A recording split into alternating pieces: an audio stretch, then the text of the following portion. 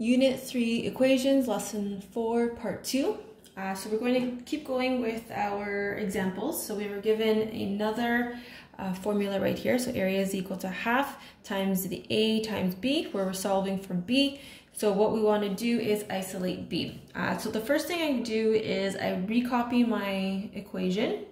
And I noticed that I have a fraction in there. And if you recall from lesson 3, when you're working with equations that have a fraction, the best thing to do is to get rid of the fraction.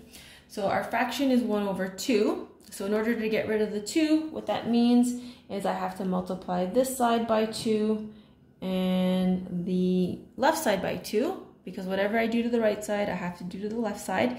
So this 2 and this 2 cancel each other out.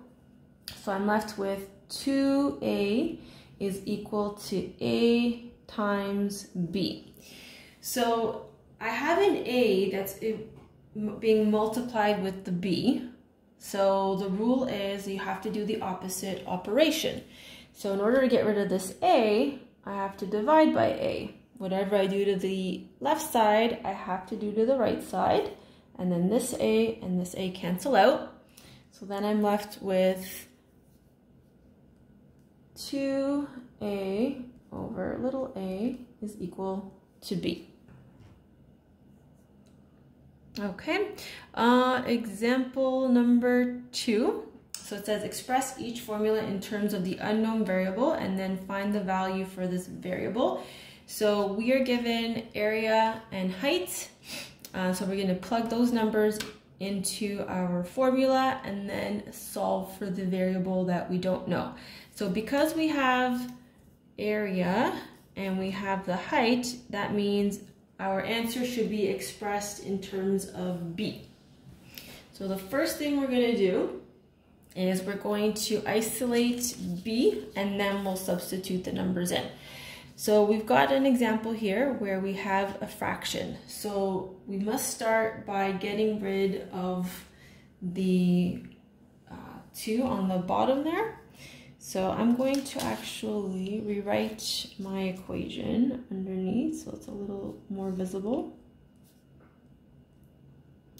So if I want to get rid of this 2, what that means is I have to get 2 multiplied on that side, and I have to get 2 multiplied on the other side.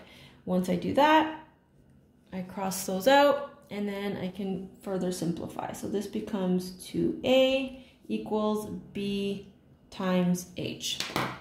I want b by itself, so that means I have to get rid of the h. These are being multiplied, so the opposite of multiplication is division. So I have to divide this side by h and this side by h, and then I can say bye-bye to the h's. And so then my equation is b equals 2a over h, so I'm just going to rewrite it over here. And again, I like the variable that I'm solving for to be on the left side, so I like to rewrite it like that. So b is equal to 2a divided by h. So now I'm ready to use my numbers, so I'm going to substitute these numbers into this equation. So I'm going to do that over here. So I'll start with writing my formula. B is equal to 2a divided by h. B is equal to 2. And then a becomes 288 divided by 24. And at that point, you can put that into your calculator. So 2 times 288 and then equal sign. And you should get 576, and then 576 divided by 24 is 24. And so B is equal to 24. All right, so let's do the same thing for our next example. So we are given the perimeter is equal to 80. So we have perimeter, and then we've got our width is equal to 8. So because I have P and W, I know that I am going to be isolating L. And then I will do the same thing where I'll plug in the numbers. So let's start by getting L by itself. So I always start by rewriting my formula just so that I can see what I have to do. So if I want L by itself, then that means I have to move the 2W over. So when I move the 2W over, it changes the sign on it. So I end up with P minus 2W equals 2L. I still need L by itself, so I need to divide this side by 2, and then I have to divide the left side by 2. So once I do that, I get rid of the 2's. So I'm left with, I'm just going to do a little arrow here just to, if I'm running out of room. And again, I like the variable on the left, so then I just have to recopy this. So L is equal to P minus 2W divided by 2. Then I can go over here and start plugging in my perimeter and my width in order to find out what my length is. So I start with my formula. L is equal to P minus 2W divided by 2. Length is equal to 80 minus 2 times 8, all divided by 2. So then when you punch this in on your calculator, just make sure that you're doing the top and then the bottom. So 80 minus 16, then divide that by 2, and you should get a length of 32. All right, let's do another example. So we've got P is equal to I squared times R. So if we look at the numbers that we are given P and we are given I.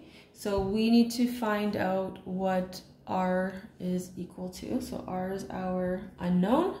So I know that I'm moving the I squared over. So again, I always start by recopying the formula. So P is equal to I squared R. So the I squared is being multiplied with the R. So the rule is you do the opposite operation. So I'm going to divide this side by I squared and this side by I squared. And then what happens is the I squareds cancel out.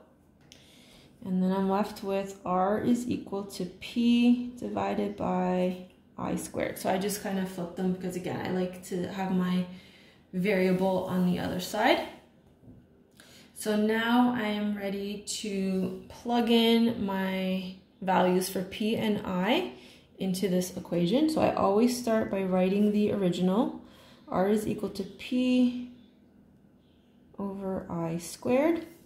So R stays put. This is 6771.2 divided by 3.2 squared. Now, when you're punching this in on your calculator, if you go 6771.2 divided by 3.2 squared, your calculator doesn't know BEDMAS, so it might square your whole answer, which can give you an incorrect answer. So what I recommend here is that you do this in 2 steps, whereby you are figuring out what 3.2 squared is. So 3.2 times 3.2 is 10.24. So R is equal to 6771.2 divided by 10.24, which gives you 6661.25. And again, if you go 6771.2 divided by 3.2 all squared, it might not give you this answer. All right, last example. So we've got V is equal to A plus B in brackets, and H is on the outside. So if we take a look at the numbers that we're given, we are given A, we're given B, we're given H. So V is our variable that we have to solve for. But if we look at our original formula, V is already on its own, so we don't have to do any moving around. All we have to do is take these numbers and plug them in and apply proper BEDMAS rules so that we're calculating it properly. So V is equal to A, which is 3, plus B, which is 5, times H, which is 4. So according to BEDMAS, we do the brackets first. So this is 3 plus 5, which is 8. And 8 times 4, so V is equal to 32. All right, so that concludes lesson 4. So what I would like you to do now is looking at the worksheet called Modeling with Formulas, give those a try. Make sure that you are using the answer key that is provided to check your answers.